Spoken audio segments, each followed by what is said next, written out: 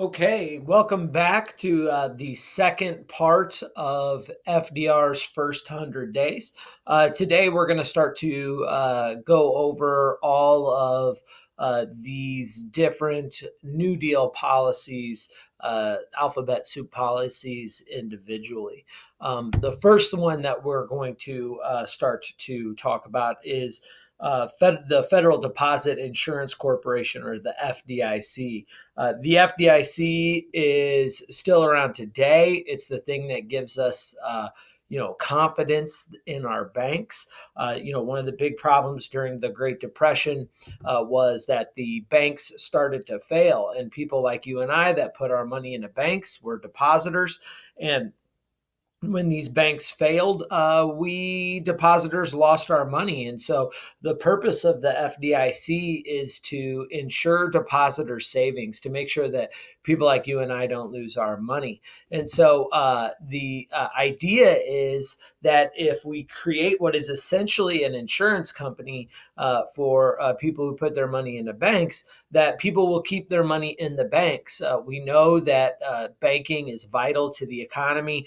If people are out of work, you've got to create jobs. To create jobs, you got to be able to start businesses. To start businesses, you almost certainly need a loan from a bank. To get a loan from a bank, the bank needs money to loan you, which means people have to put their money into these banks. And so to get people to do that, they're going to create the FDIC, which will insure those deposits.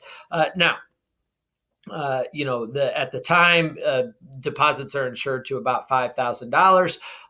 But today, I believe the FDIC limit is around $250,000. That might have gone up or down. I don't know. I don't have enough money to pay attention to that. But either way, it's the reason today, even though, we're in the middle of the coronavirus pandemic and the stock market is going crazy, you don't see lines of people at the bank trying to pull their money out because they know that the banks are safe. Their money is safe in those banks. Right. So the next major alphabet soup policy that we're going to discuss is the SEC, or the Security and Exchange Commission. This SEC is going to regulate the stock market, right? When the stock market crashed, that was, in large part for, two reasons. One, buying on the margin. People were borrowing money from their stockbrokers to buy stock that they couldn't otherwise afford. So if you bought a stock for $100, you would give your stockbroker $10. You would borrow the other 90 from him. You would buy that stock, and then you would hope a year later when you sell it, it's worth $200. You get your $10 back. You pay your broker the 90 plus an interest, and then you get to keep the other $100 in profit minus the interest you paid the broker. Well, that's great if the stock market always goes up and never goes down. But we know that's not the way the stock market works. Over time, it has always gone up, but it doesn't go straight up, this, right? It goes up like this, right? There's ups and downs. And so, the SEC is going to start to regulate that. So you're not going to be able to, it's going to regulate the way that you buy stock. The other thing that the SEC is going to do is it's going to make businesses tell the truth about their businesses. One of the reasons people thought that the stock market was always going to go up is because these businesses would report that they're doing great, that they're making a ton of money, right? And so when you buy a stock, what you're doing is buying a piece of that company, and you're not going to buy a piece of a bad company. You're only going to buy pieces of what you believe to be are good companies. And so these companies would lie to investors and essentially say, look, our expenses are low. Our businesses were making a ton of profit, so buy some of our stock. And people were doing that, and so people were getting bad information. So the purpose of the SEC is to regulate the stock market. right? And it's going to require companies to be truthful about their reported earnings. And so today, if you are going to buy stock, you can get a prospectus that will give you all the details about that company. It'll say, here's how much money we made last year. Here's what our expenses were, like payroll and things of that nature. Here are the other companies or other assets that we own. And so, you as the consumer can look at the business and make a informed decision about whether or not you want to buy a piece of that company. And so, it's not a perfect system, but it's going to take as much of that lying out as possible, and it's going to help stabilize the stock market. Now, we're still going to have ups and downs. Businesses, will be successful, they'll fail. There's all kinds of things outside of business that affect the stock market, like the coronavirus. But ultimately, at the end of the day, the SEC is just trying to make the system a little bit more fair. Right. The next major alphabet soup policy will be the FERA, the Federal Emergency Relief Administration.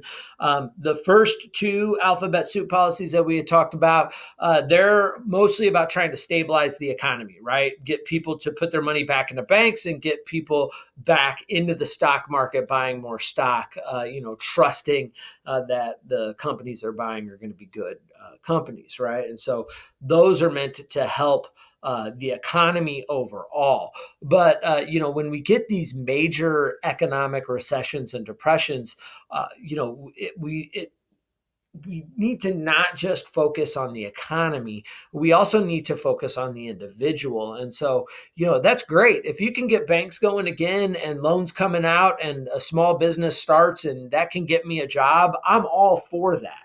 Right. But in the meantime, I have to feed my family. In the meantime, I've got to pay my mortgage. And so, I'm as an individual hurting too. And the FERA is designed to specifically help the individual by providing direct doles straight to the people.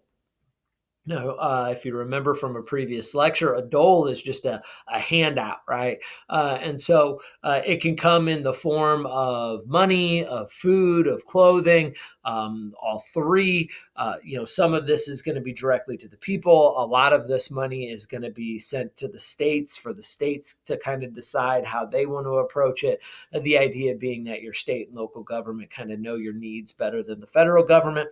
But this is designed specifically to help individuals, right? To just give the money straight to the people who need it and to get it to them as quickly as possible so we can make sure that families can pay their rent or their mortgage, that they're going to be able to put food on the family and take care of their daily needs because, this depression is going to take years and years and years. And by the way, all of these alphabet soup policies, and we're going to discuss a lot of them, all of them are just a stopgap measure. It's like, putting a Band-Aid on a bullet wound.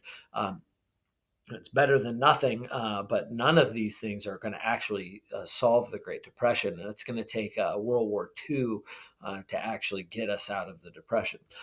So the FERA is designed to help, average citizens like me and you get by in desperate times. Now, most people during the Great Depression, there's this, most people don't want to take doles. They don't want handouts. That's a product really of the cult of domesticity.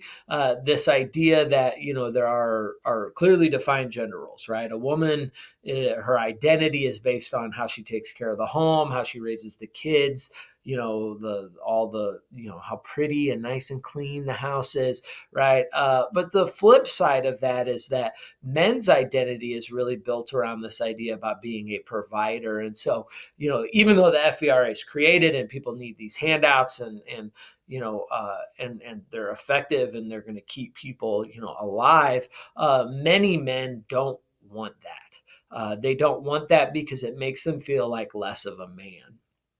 They've been told their whole lives that it's essentially, a woman's job to stay home with the kids, and it's a man's job to go out and provide. And if you can't do that, then the implication is then that you're not a real man. And so, we'll see alphabet soup policies like the Public Works Administration that are designed for a more a long, I should say, a less short-term fix than just the doles, right? You give me enough money for one meal, then what am I going to do tomorrow? The PWA is designed to create jobs, so this is a more long-term fix. This isn't a permanent fix, however, because these jobs will for the most part go away eventually, but these jobs will at least get people working for 6 months, a year, maybe 2 years. So, what's the PWA? Well, it's going to be jobs in construction. Very specifically, it's jobs in constructing things that the government's job to construct, right? Bridges, roads, sewer systems, schools, airports, courthouses. All of those buildings are going to need to be built, rebuilt, fixed, whatever. And so the government is going to start to spend a ton of money renovating these things or building them. Building them for the first time. And so we're going to see, better infrastructure being created all across America, dams being built, sewer systems, schools, all kinds of things of that nature. And sometimes, they're going to be schools that don't necessarily need to be replaced or going to be replaced because it's not as much about, the actual school. It's about putting the community to work to build the school. And so, the kids get the added benefit of having newer facilities, and that's nice. But it's more about putting people to work. One of the interesting things during the Great Depression is America's bigger cities get updated sewer systems. That's going to be really important. We today, as our cities grow and grow and grow, there's a ton of pressure on the sewer systems, and thank God they got updated when they did. You can go to some major European cities and they have a little extra trash can next to the toilet. That's for your toilet paper after you wipe your tuchus.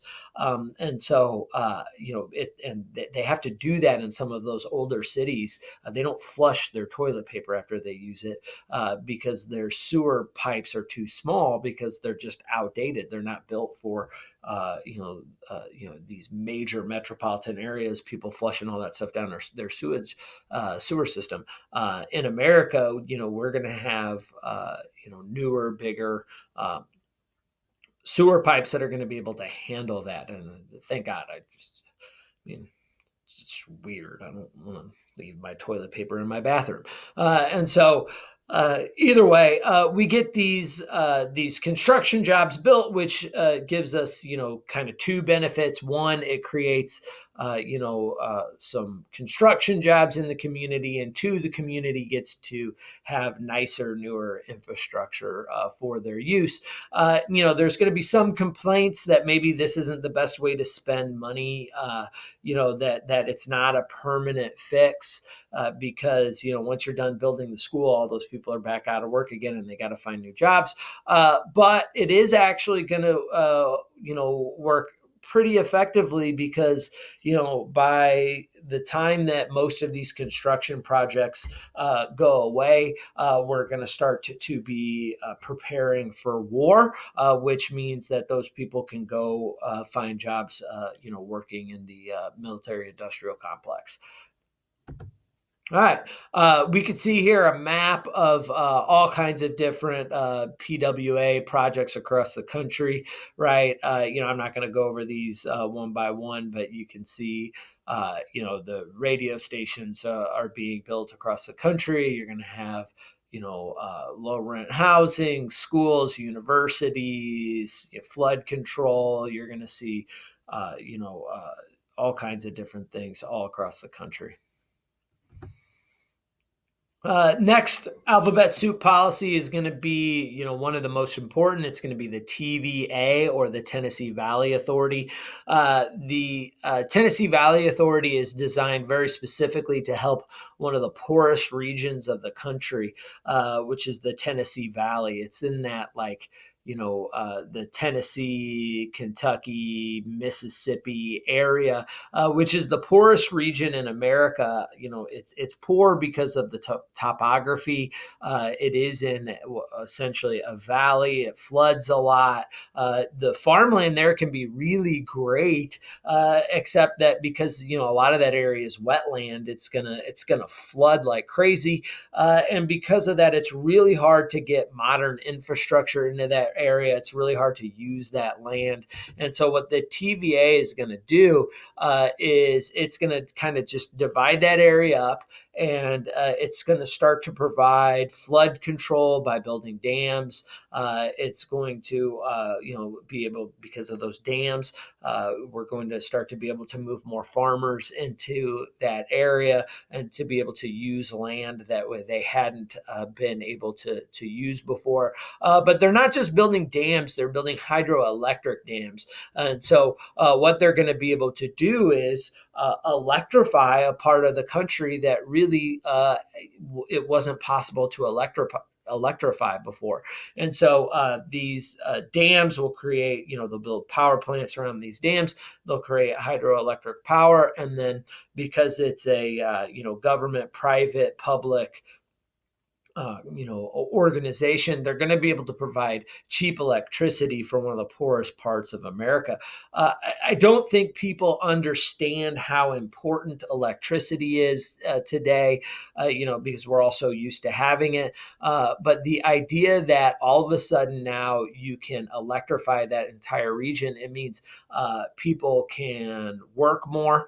You can work later into the night. The local factories can run night shifts, which means they've got to hire more people there. It means that that the housework gets done quicker. Remember, it's mostly women taking care of the housework, but all of a sudden now you've got electricity. You can have they have toaster ovens, and they've got washing machines now, and just the idea that it doesn't take all day to do laundry anymore. You're going to be able to cut the chore time down by over half, which means women have the opportunity now to get outside of the home, to get themselves educated, to join clubs and organizations that get them active in politics, to get a part-time job, to add an extra income to the family.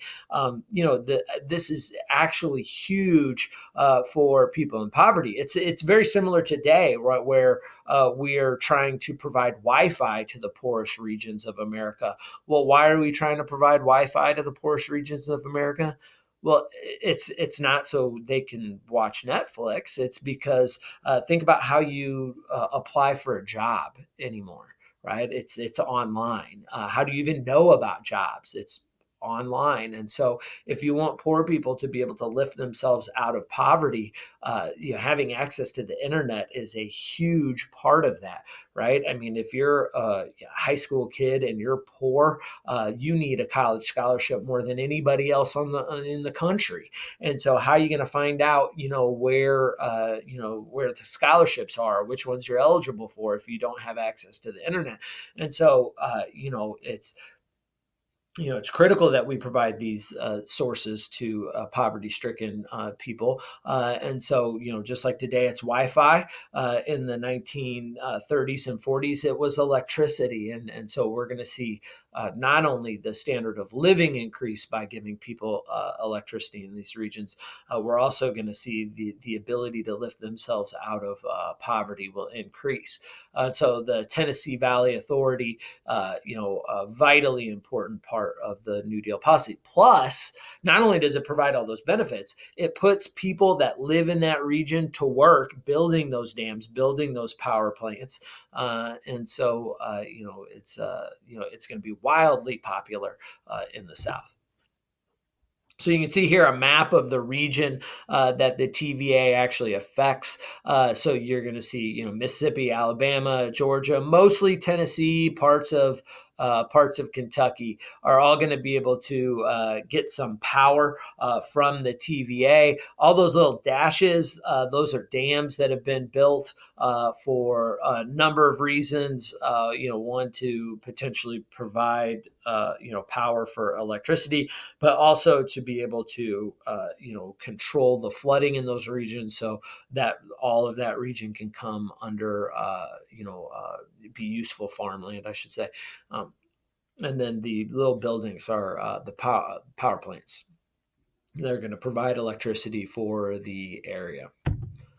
All right. Next up, and one of my favorites is the CCC, or the Civilian Conservation Corps. The Civilian Conservation Corps is going to be designed to put young men to work, young men between the ages of 18 and 25.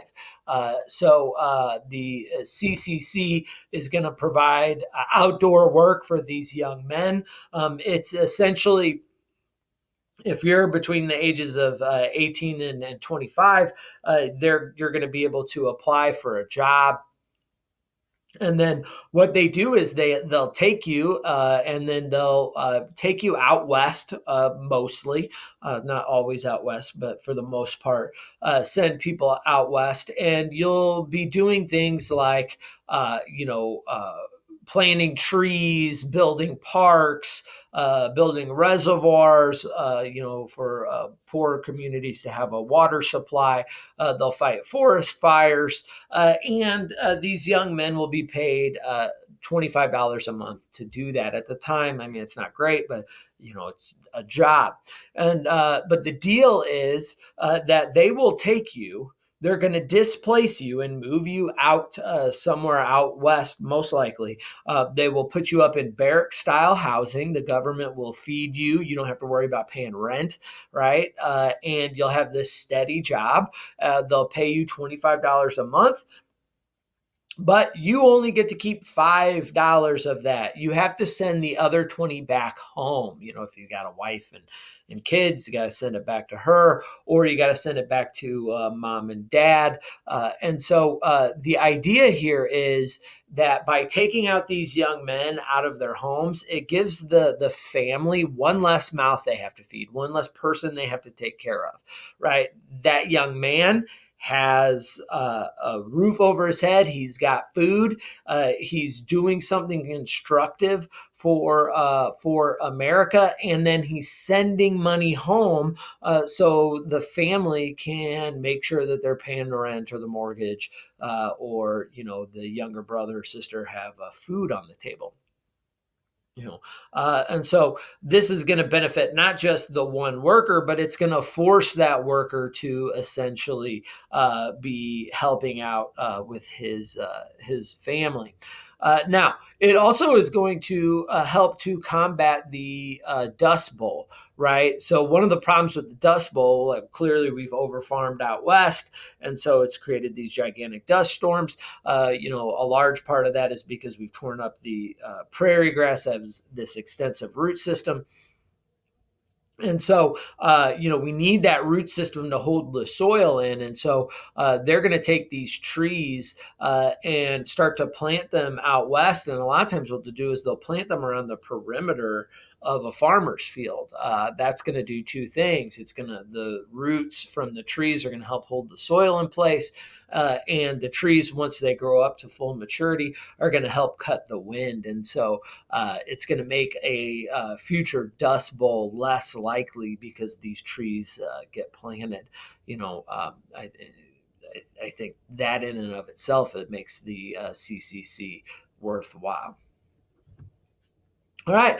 Next up is the Agricultural Adjustment Act. The Agricultural Adjustment Act is one of several New Deal policies that will later be determined to be unconstitutional.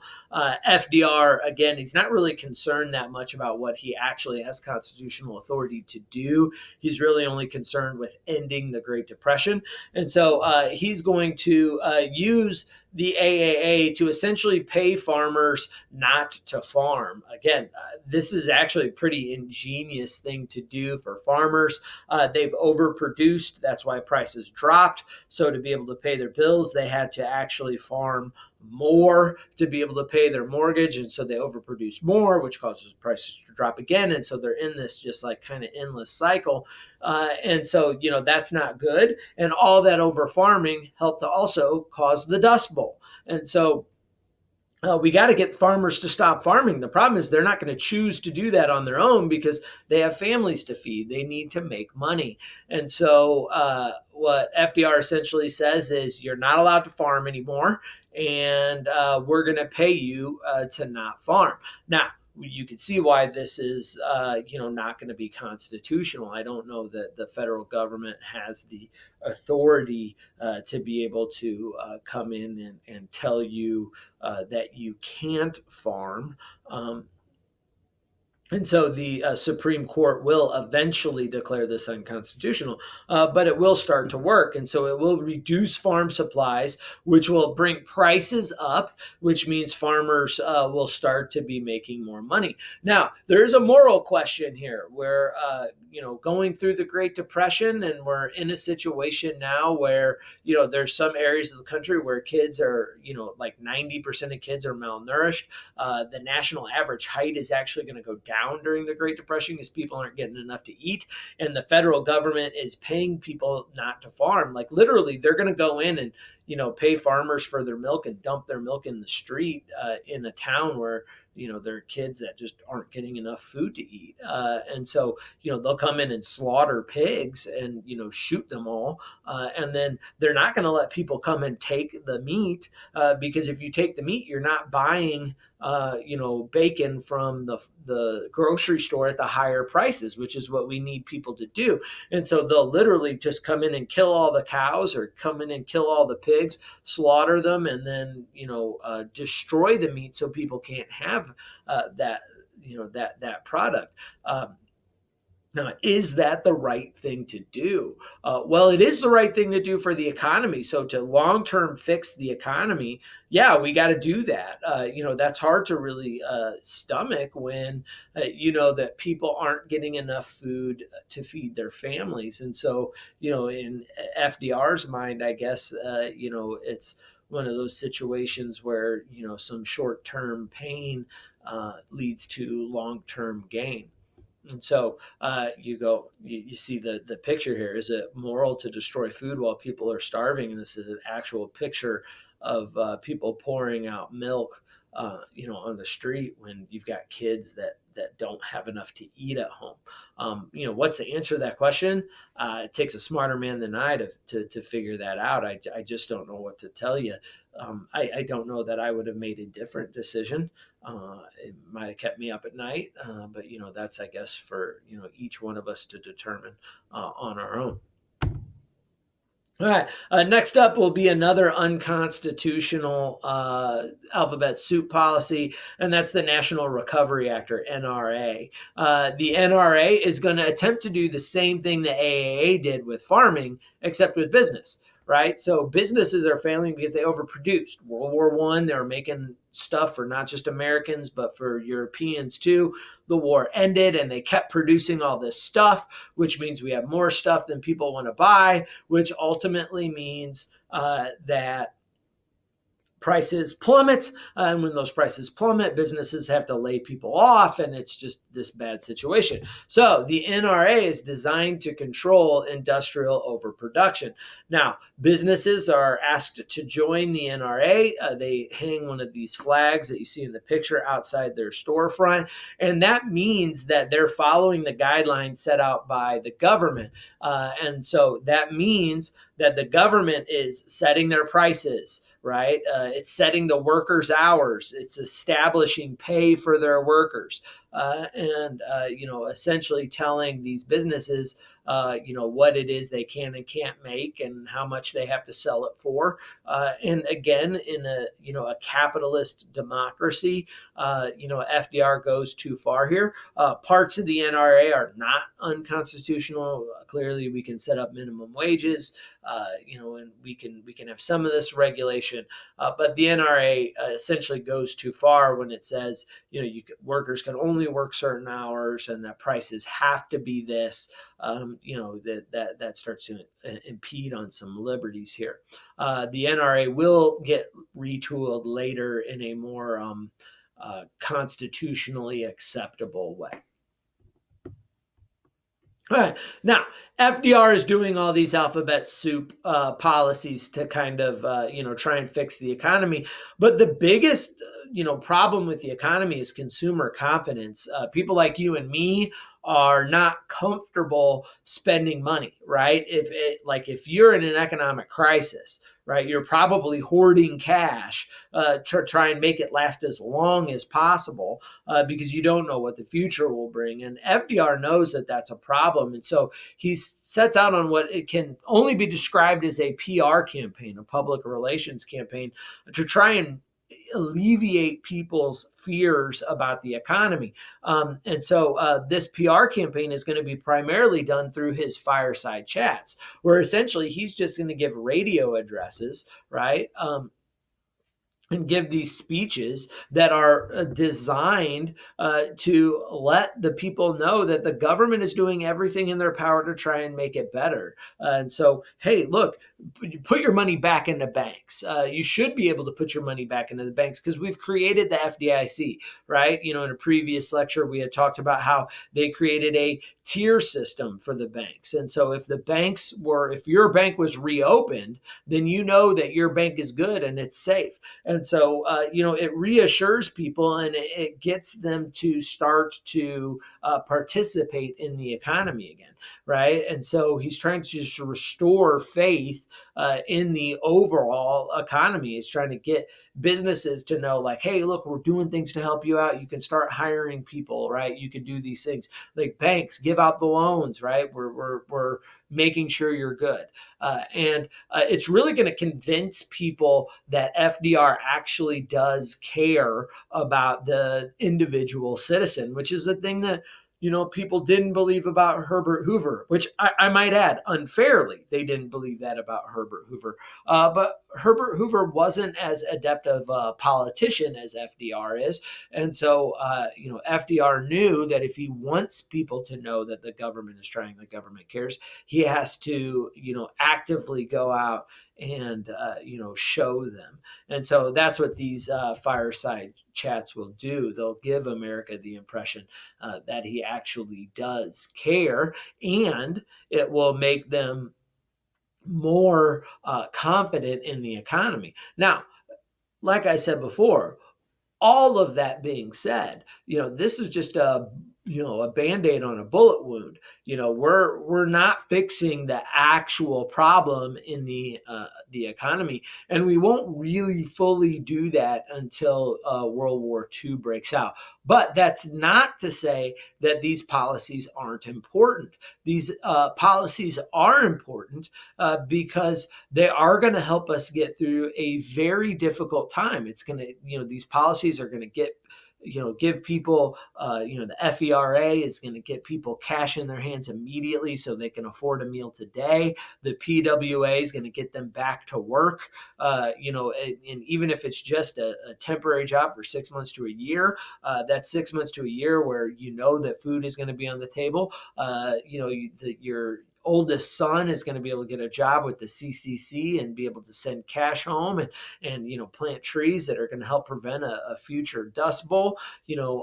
Farmers are going to be paid to not overproduce anymore. All these things are important, and they're a gigantic step away from our previous laissez-faire capitalist economy. No longer do we live in an unregulated economy. Even to this day, the government does play a part in regulating our economy to make sure that there aren't businesses taking advantage, like they did on the stock exchange. The SEC takes care of that for us. So that's the president's first 100 days in office. We will pick up later with FDR's second New Deal. Thank you very much for your time. Have a good day.